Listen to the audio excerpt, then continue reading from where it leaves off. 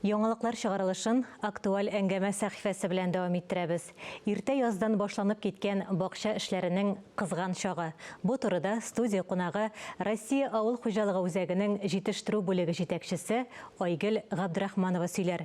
Әңгәмәне Ания Гыйбадуллина алып бара. Айгөл ханым, исәнмесез? Хәерле иртә, исәнмесез? Айгөл ханым, біз мөгайын бакчаның иң ямьле матур чагында очрашабыздыр сезнең белән, әйеме? Әле саргылт төсләре кірмәгән, җиләкләр өлгерә, чәчәкләр чәчәк ата, яшелчәләрнең кайберләре инде уңышлары белән сөендерә башлады. Югыйсә, яз көне беразына куркыткан иде. Салкыннары, кыраулары белән, әйеме? Бакчачылар быел яхшы уңышка өметләнә аламы? Менә бик дөрес әйттегез инде, дөрестән дә хәзер бакчачылар өчен ничек дип әйтим, сезонның кызган чоры һәм әлбәттә инде быелгы һава торышлары әлбәттә яздан инде ничек дип әйтим, үзенчәлекле килде. Беренчедән менә шу кайта торган теге ниләр булды бит инде, тискәре түбән температуралар булды. Шунлык белән кыенлык китерде. Инде әлбәттә менә җиләк-җимеш агачларына ул хайран гына зыян салды.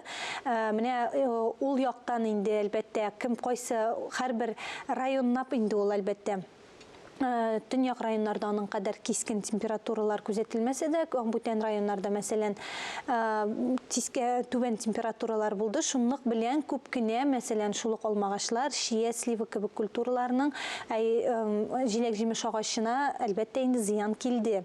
Монда инде уңыш әзрәк булырга тиешлегеннән әзрәк кимрәк булыр.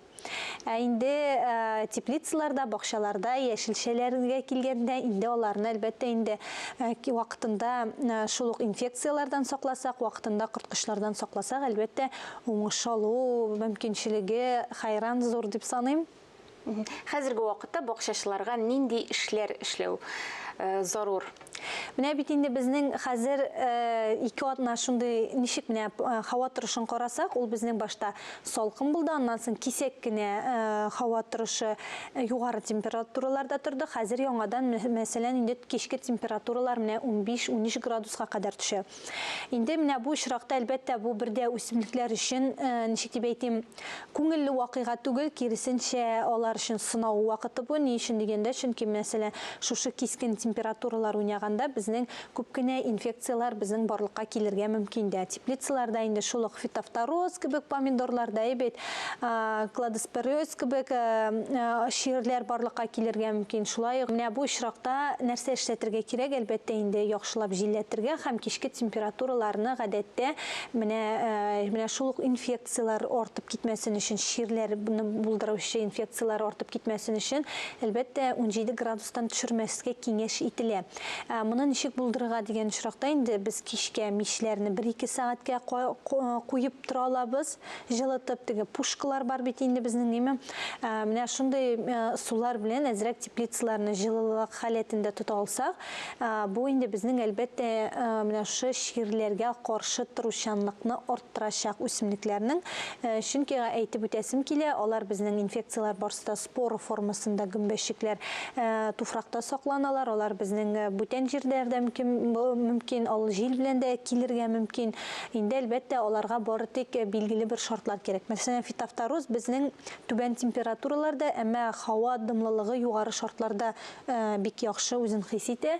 Мәсәлән, инде бүтән кладоспорозга килгәндә инде ул безнең киресенчә югары температураларда кыр һава торышында үрчергә сәләтле.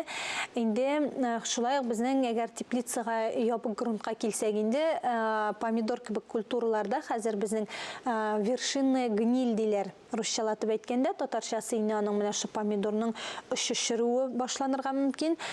Бу инде безнең инфекция булып саналмый, үсемлекнең физиологик халәте булып тора. Ни өчен дигәндә, чөнки безнең бу нәрсәне аңлата. Менә шушы дымлылык уйнаганда, бит бәлки кеше күп иттереп су сипкәндә пар әйләнеше, ягъни үсемлекнең сок әйләнешеннән бик нык ул бәйләнештә тора. Үсемлек димәк кальцийны үзләштереп бетерә алмый дигән сүз. Бу очракта шул кальциевый селитр кебек матдәләр кулланырга мөмкин.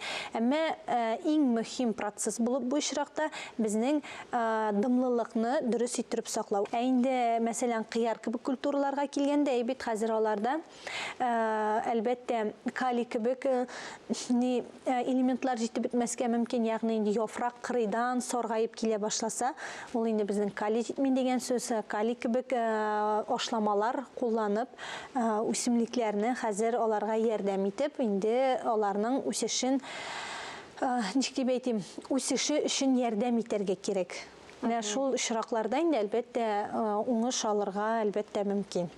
Әле менә шулай ашламалар кертеп, әйме уңыш дәрәҗәсен күтәргә мөмкин әле бу чорда. Әлбәттә, шуны гына истә тотарга кирәк. Бары тик азот ашламаларын гына хәзерге вакытта кулланырга киңәш ителми. Ни өчен дигәндә, чөнки азот ашламалары ул безнең гадәттә иртәнге яздан кулланылырга тиеш. Һәм шуны да менә халыкка җиткерәсе килә. Әгәр дә сез ул ашламалар белән уйнарга яратасыз икән, азот кебек инде бит, ул безнең азот күпчелек инфекциялар өчен туклану чарасы булып торырга мөмкин. Ул киресенчә булган менә уянып китә алмый торган инфекцияны киресенчә уятып җибәреп, бик яхшы шундый тирәлек булдырырга сәләтле. Шуңар күрә инде әлбәттә ашламалар кулланганда бик сак кына, тиешлесен генә, нормасын гына кулланып эш итәргә киңәш ителә. Шамасын белеп кенә. Шамасын белеп кенә әлбәттә. Айгөл ханым, сезгә бик зур рәхмәт шундый тигәл җавапларыгыз өчен. Чынлап та бакча уңышы гына түгел, гомумән безнең тормышыбыз шундый уңышлы булсын иде. Амин, шулай булсын. Рәхмәт сезгә.